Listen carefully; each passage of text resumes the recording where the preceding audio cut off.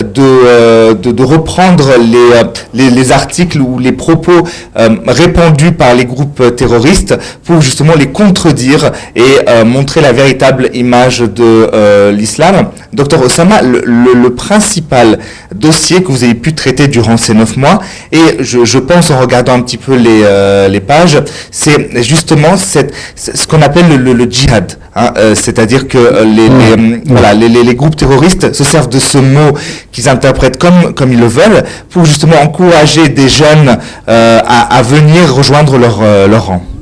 Ben justement, ces groupes terroristes, ils ont dans leur imaginaire souvent la forme d'un État du califat.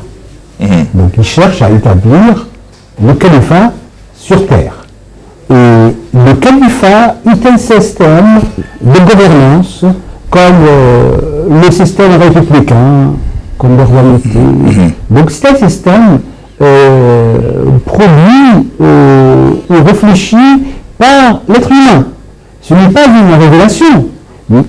Contrairement à ce que dit le groupe terroriste, ils pensaient que la notion du califat est un principe de base de l'islam.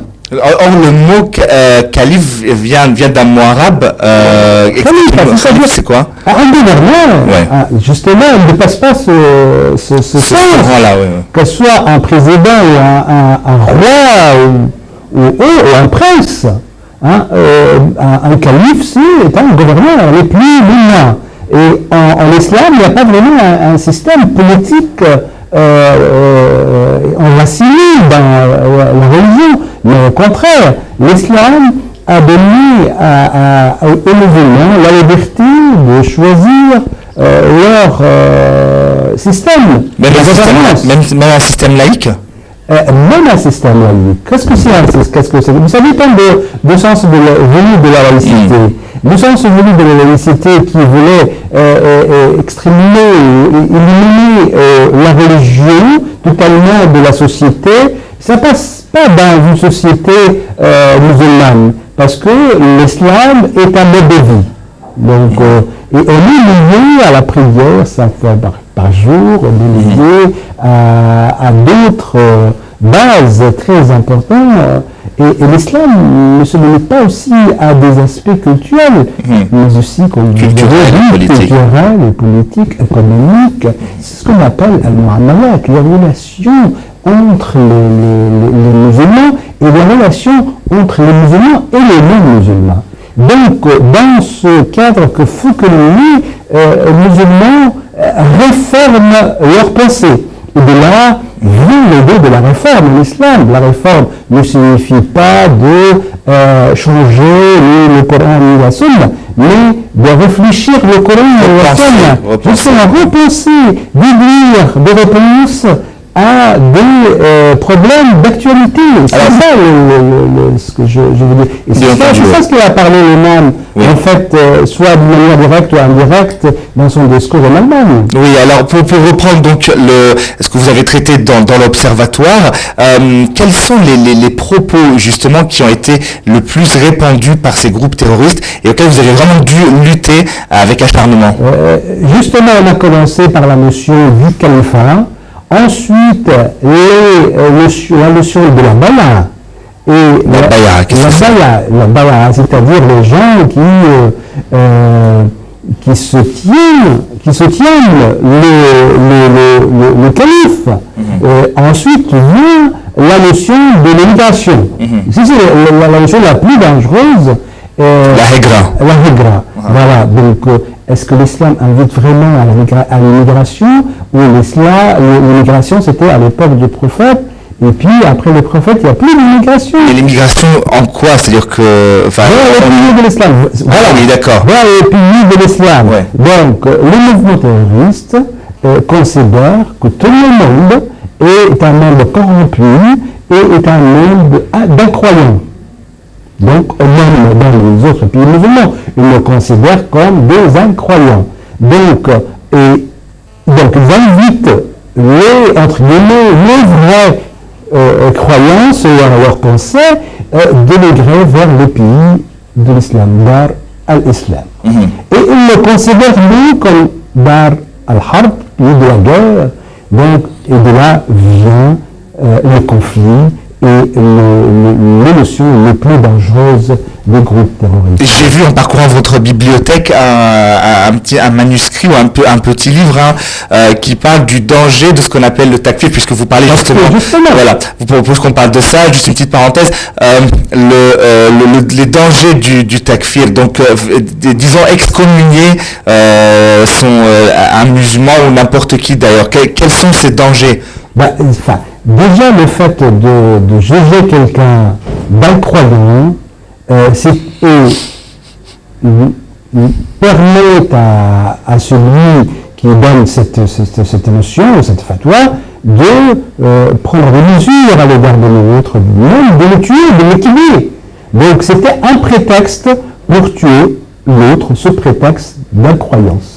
Or, en islam, pour rendre quelqu'un incroyant, il suffit qu'il associe quelque chose à Dieu. Ce n'est pas parce qu'il pratique la charia d'une manière qu'on trouve assez laxiste, c'est le fait d'associer à Allah quelqu'un d'autre, peu importe. Oui. Justement, ensuite, déjà, la croyance est un état intérieur. Donc, on ne peut pas entrer dans le cœur des gens pour juger croyant ou incroyant. C'est déjà difficile de juger quelqu'un. Mais si quelqu'un se déclare ou annonce qu'il est incroyant, et puisqu'il ne porte pas atteinte ni aux événements liés à l'islam, on le laisse, on n'a rien à faire, on n'est pas vraiment contre cette liberté de conscience. Mais une fois, il porte atteinte à la société musulmane ou à l'islam ou aux musulmans, dans ce cas-là, la défense est légitime. Donc on parle de la défense, on ne parle pas d'attaquer ou agresser ou même interdire la liberté de conscience. Justement, on va parler davantage de votre combat dans l'Observatoire d'El-Azhar. Tout de suite, comme vous êtes habitué, on fait une petite pause avec un monument que l'on visite. Aujourd'hui, c'est la mosquée Ahmad ibn Touloun.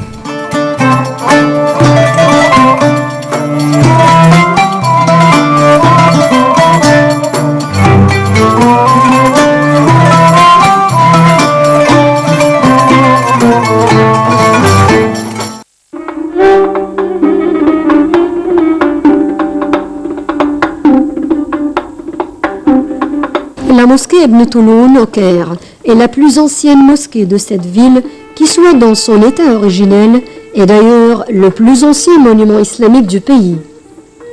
C'est aussi la plus vaste en termes de surface au sol.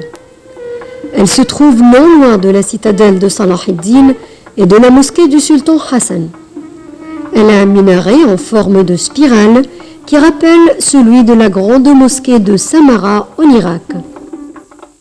Sa construction a été ordonnée par Ahmad ibn Touloun, gouverneur abbasside d'Égypte, qui gouvernait le pays de manière pratiquement autonome de 868 à 884. Selon l'historien Al-Maqrizi, la construction de l'édifice commença en 1876. Une inscription date son achèvement de l'an 2065 de l'Hégire, c'est-à-dire l'année 879 de notre ère. Les travaux de construction de cette mosquée ont duré 2 ans. La mosquée consiste en une cour intérieure d'environ 92 mètres carrés, au milieu de laquelle se trouve un dôme supporté par un tambour octogonal reposant sur une base carrée, avec 4 entrées arquées et une fontaine pour les ablutions au centre. La mosquée de Ibn Touloun ressemble à celle de Samarra en Irak, notamment son minaret qui n'a pas son pareil en Égypte. Ceci est dû au fait que Ibn Touloun a vécu au palais abbasside à Bagdad. Après avoir achevé la construction de son palais au pied du mont Al-Muqattam, ainsi que la place située en face, Ahmad ibn Touloun fit construire une immense mosquée sur un affleurement de roches appelé le mont Yashkar en 879. Cette mosquée, bien qu'étant la troisième construite en Égypte, est la plus vieille à avoir préservé ses plans d'origine et ses éléments architecturaux. Ceci est dû au fait qu'il ne reste plus rien de la première, la mosquée d'Amr, construite en 642, et que la seconde, la mosquée d'El-Askar, construite en 785, disparut lorsque la ville fut détruite. La mosquée est un édifice de forme carrée, dont chaque côté est de 162 mètres, outre les parties annexées qui ne sont pas plafonnées. Or, la surface totale de la mosquée de Ibn Toloun est de 26,143 mètres carrés, ce qui l'a rendue la plus grande mosquée en Égypte. La mosquée possède 42 portes, dont 21 dans les murs internes de l'édifice et 21 autres dans les murailles externes. Il existe une autre porte dans le mur de la Qibla, à droite du Mimbar et du Mihrab, qui conduisait vers Dar el-Imara, ou le siège du gouvernement, construit par Ahmad ibn Toloun à côté de la mosquée. Il ne reste de ce siège qu'une petite salle qui renferme les ruines du plafond qui le couvrait autrefois. Il s'agit des poutres en bois sous forme de têtes d'animaux.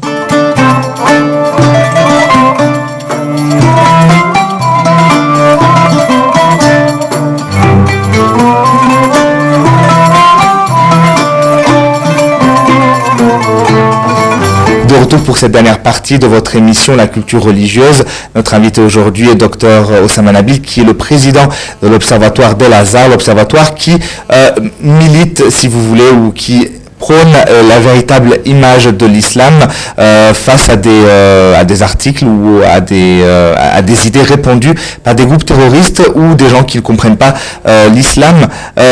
Docteur Oussama, comment vous faites lorsque, parce que votre idée première, on le rappelle, c'est lutter contre ou contredire ce que répandent les groupuscules terroristes, comment vous faites lorsque ces gens-là prennent pour justificatif des hadiths, donc des enseignements du prophète, ou des versets? Écoutez, leur système est clair. Nous avons parlé de cette méthode très mauvaise, et qui n'est pas d'ailleurs pas scientifique. Donc, ils essayaient de couper le hadith de son contexte, ou le verset du contexte coranique. Et ils travaillent sur le sens apparent, et néglige complètement les raisons de la révélation et le sens, le vrai sens d'après le contexte, c'est-à-dire les versets d'avant et les versets d'après. Comme si on interprète la taqrabu salat, n'approchez pas la prière, ne faites pas la prière. Et on ne continue pas. Donc le récepteur, qu'est-ce qu'il comprend? Il comprend ne priez pas. L'islam demande aux musulmans de ne pas prier. Bon, ils fonctionnent comme ça. Leur travail, ils fonctionnent de cette manière, qui est une manière, à mon avis, infidèle au texte sacré. Alors que pour reprendre ce verset, ne vous approchez pas de la prière dans un état d'ivresse. C'est ça le verset. N'approchez pas la prière et ne faites pas la prière lorsque vous êtes en état d'ivresse. Voilà, donc c'est le verset complet. Le verset complet. Ouais. Il coupe le verset et me dit que la première partie néglige la deuxième, justement pour montrer que l'islam demande aux musulmans de ne pas faire la prière. Donc ils travaillent et leur explication fonctionne de la même manière. C'est ce qu'on a montré au souligné dans un grand livre et dans un rapport très important sur les stratégies de Daesh. Et alors vous prenez donc ces versets ou ces enseignements pour les interpréter de manière correcte. Voilà. Mais alors, selon quelle méthode? Parce qu'en islam, il y a 4 écoles. Selon quelle école et selon quelle méthode vous faites ça? Écoutez, pour l'interprétation du Coran, l'interprète, l'exégète, doit suivre plusieurs méthodes pour expliquer les versets coraniques. D'abord, il y a la méthode linguistique qui est très importante, on ne peut pas négliger, et la méthode historique. Ensuite, il doit se servir des versets coraniques pour interpréter d'autres versets, et doit se servir aussi des hadiths pour interpréter versets coraniques. Ensuite, il doit faire un effort intellectuel pour arriver au vrai sens des versets. Donc, l'exégète doit marier plusieurs méthodes pour arriver à donner une explication claire, globale des versets. Mais d'ailleurs, il y a des versets qui n'ont qu'une seule interprétation qui concerne les sentences, donc ce qu'on les appelle ayat muhkamat. Ce sont des versets qui clairs, évidents. Mais ayat al-mutashabihat qui ont plusieurs sens. Et là vient l'intervention de l'exégète qui fait un travail intellectuel, ce qu'on appelle l'ijtihad. Et ben justement, il y a le mot jihad ou djihad. Il y a une différence entre jihad et ijtihad. Oui, non, oui. C'est pas la même racine. Oui, c'est la même racine. Mais l'ijtihad, c'est un travail intellectuel, par excellence. Ce que je voulais prouver, c'est que finalement, djihad, c'était tellement mal interprété. Non, ouais. Jihad, c'est résister. C'est défendre. Hein, non seulement par le physique, mais aussi par l'intellect. Donc l'intellect est le point commun, le dénominateur commun entre l'ijtihad et le djihad. Toujours le travail intellectuel est demandé. Et laissez-moi vous dire que l'ijtihad est la raison de la continuation de l'islam et de l'existence de l'islam jusqu'à nos jours et jusqu'à la fin du monde. Alors bien entendu, c'est un sujet, un bon débat. On va y revenir la prochaine fois, si vous le voulez bien. Merci à vous, Dr Oussama Nabil. Vous êtes présidente de l'Observatoire d'El-Azhar. On va revenir avec vous la prochaine fois pour voir les principaux dossiers que vous avez traités durant ces presque un an de l'existence de l'Observatoire d'El-Azhar. Merci à vous, chers téléspectateurs, de nous avoir suivis. Je vous rappelle, vous l'avez vu plusieurs reprises, que le site internet de l'Observatoire, je vous rappelle qu'il est aussi en plusieurs langues, en français, anglais, allemand, ourdou, espagnol. Voilà, anglais et aussi swahili et persan. Et actuellement, on va développer en indonésien, langue indonésienne et en russe. Donc, vous avez toutes les langues dans cet observatoire. N'hésitez pas à aller le voir si vous avez un doute sur l'islam et sa manière de fonctionner. Je vous retrouve très bientôt. Au revoir.